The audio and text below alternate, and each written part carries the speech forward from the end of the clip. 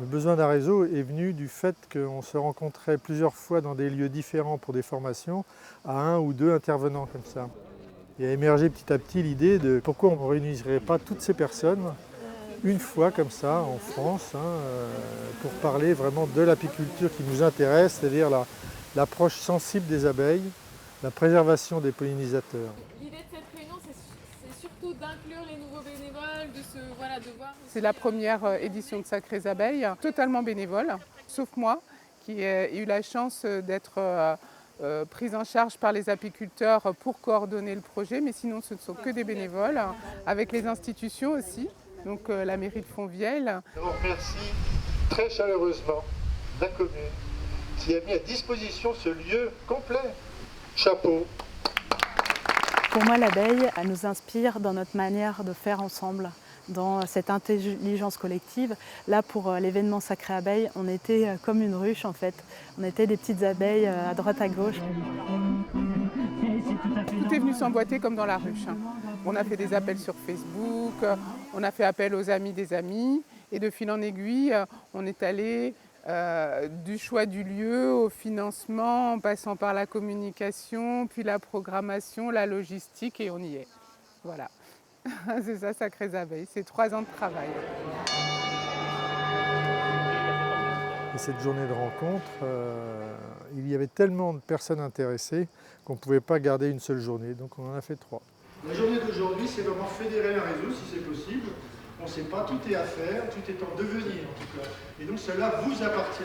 La première journée, donc, rencontre pour fédérer le réseau, et les 2 journées suivantes, des conférences, des causeries, donc en proximité avec des intervenants connus, des festivités avec des artistes, un village des abeilles où se trouvent des vraies ruches, tout type de ruches, des ruches de biodiversité, et puis le soir un bal, et le lendemain on remet ça, juste sans le bal.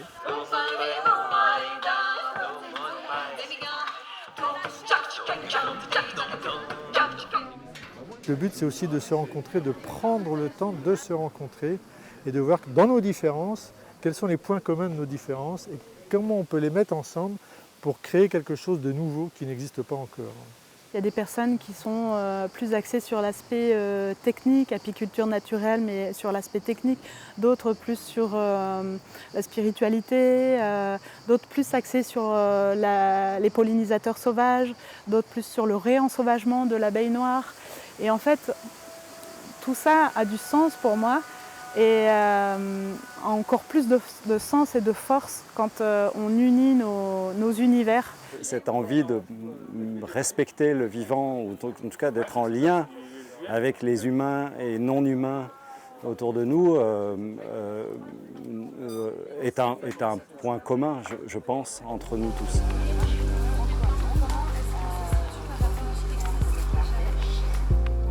On a tenté, à travers 4 questions, d'identifier ce réseau, ensuite de voir quels en seraient les bénéficiaires, quel était le caractère innovant de ce réseau par rapport à ce qui existait déjà, parce que notre but, c'est pas de refaire l'existant, et surtout comment le structurer. Donc ça a été la réflexion qui a eu lieu à l'occasion d'un World Café. Il y a certaines catégories de gens qu'il faudrait plus sensibiliser que d'autres, parce que la conséquence de leurs actes est beaucoup plus préjudiciable pour les abeilles. Il en est ressorti des propositions d'organisation.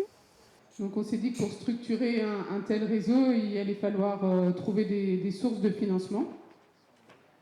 Parce qu'on imagine bien que le bénévolat aura ses limites.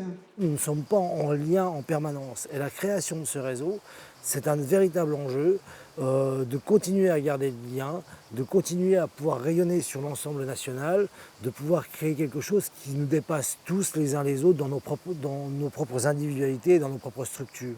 Le réseau doit être une priorité, à mon sens, qui dépasse nos priorités individuelles. Chacun va rester libre dans ce réseau, mais qu'est-ce qu'il va apporter d'autre ? On n'est pas pour se faire de concurrence, ni pour vendre quelque chose. On est là pour partager et proposer au grand public, les consommateurs, mais les institutions, les politiques, un programme, on pourrait dire, de préservation.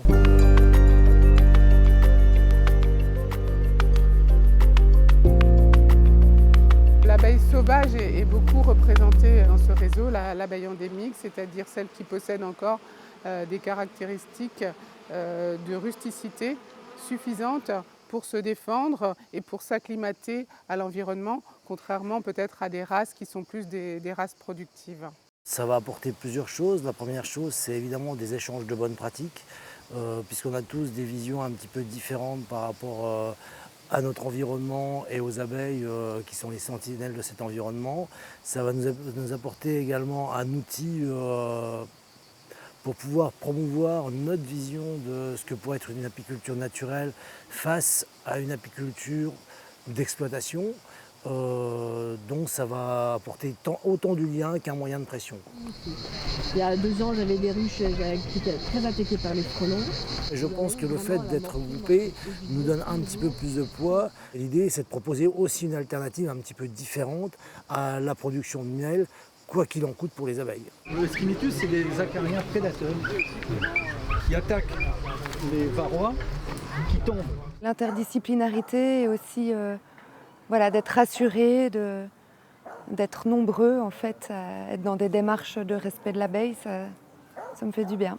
Il y avait quand même en général un message qui circulait qui disait que c'était néfaste de mettre une ruche dont on ne s'occupe pas parce que ça allait être la source de maladies et de varroa. Et grâce aux informations qui se recoupent au niveau du réseau, on met en évidence que c'est plutôt l'inverse. Et donc je trouve ça vraiment précieux de pouvoir dire à toutes ces personnes qui souhaitent avoir une ruche et qui ne veulent pas faire 2 ans d'études pour les ouvrir et marquer les rênes, oui, vous pouvez mettre en place d'autres modèles de ruches, des ruches solaires, des ruches en paille, de savoir qu'il n'y a pas de réponse préconçue, qu'il y a de la place pour l'expérimentation et surtout de la place pour l'observation, la contemplation, en laissant les abeilles s'adapter elles-mêmes et sans trop d'intervention. C'est un mélange argentin, Albenca. Moi, c'est ça que j'ai envie de faire à travers ce réseau, c'est qu'ensemble, on puisse se réunir pour faire un monde meilleur, contribuer à un monde meilleur, où on prend soin du vivant et on est dans une dynamique de régénération, ou de préservation et de régénération. Et les gens nous disent, mais c'est exactement ça qu'on attend. Et c'est ça qui est super. Ah oui, il n'y a pas mieux.